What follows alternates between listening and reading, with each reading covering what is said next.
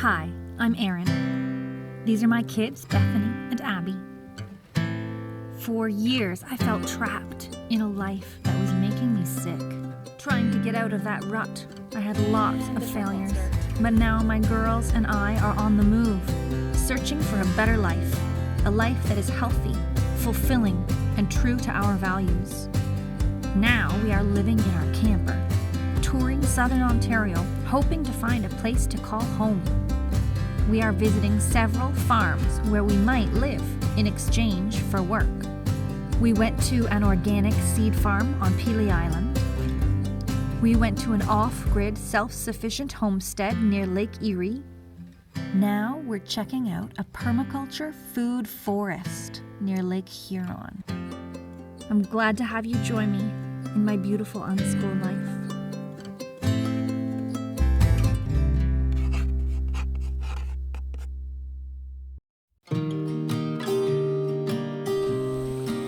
Welcome to Laura's Farm, also known as...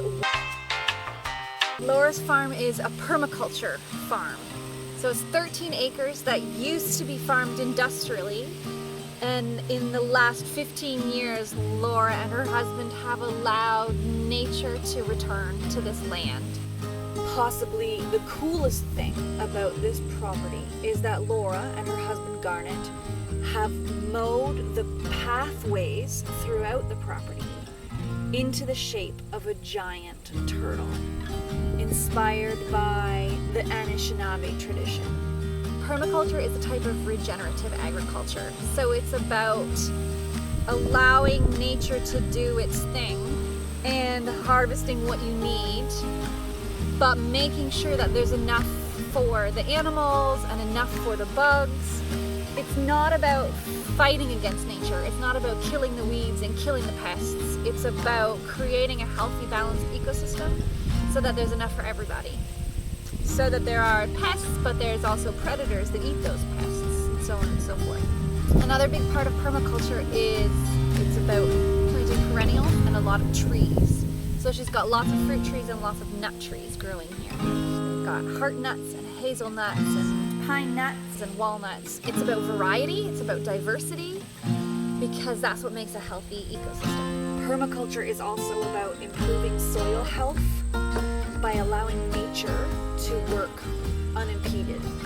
I really like this style of farming. I think it really speaks to the way that I grew up with, the way that my father farms. It's a little bit wilder, it's a little bit messier.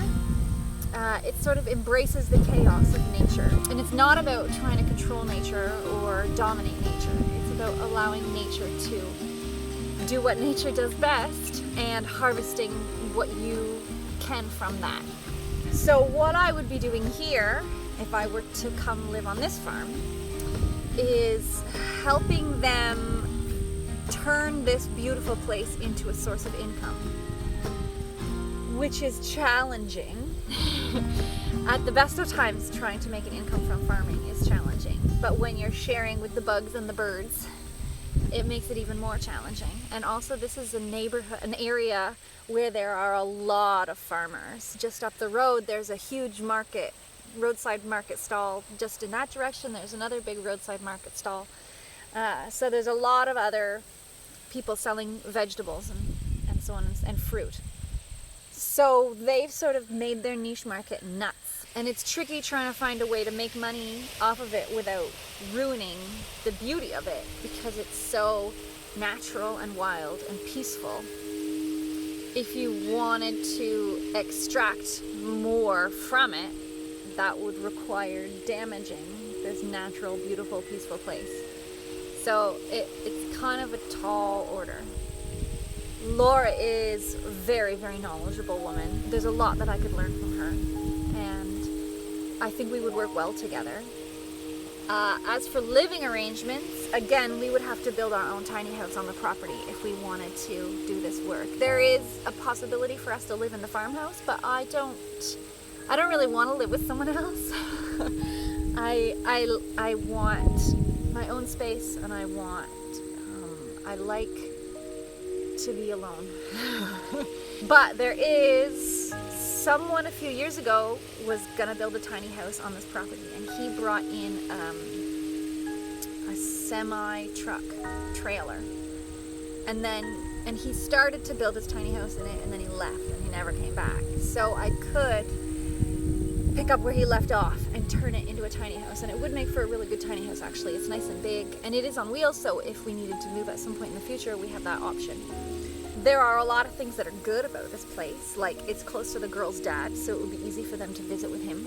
It's also not too far from my family, so I have my support network not that far away. It's close to the lake, so we have that as well. It's my speed. This place moves at my speed. It's very relaxed. It's very calm. It's very quiet. It's very peaceful. There's no busy road. There's no cars. There's no banging from nearby farms. And there are animals here.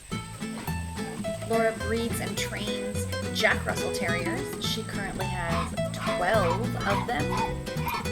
They also have 2 livestock guardian dogs. And they have all the birds. Turkeys and guineas and white guineas and geese and runner ducks. And the prettiest chickens I've ever seen, including a silky chicken. And there's the possibility of getting more animals, which is something that the girls and I really like, having animals in our life. So it definitely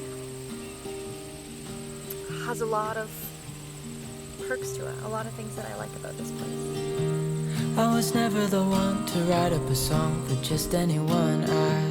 I was always the one to find myself lost in long conversations, cause I've always been told that things will unfold if you keep on waiting. But then you came along and proved me all wrong. I was so mistaken, cause you glue all the pieces back together. Yeah, you take all my wrongs and make them better.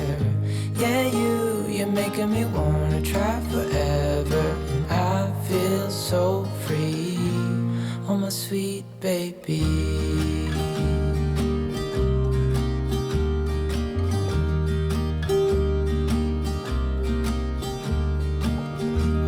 I was never the one to give up the ghost. No, I was so stuck. I kept on playing my part, wanting to give up cause nothing was changing.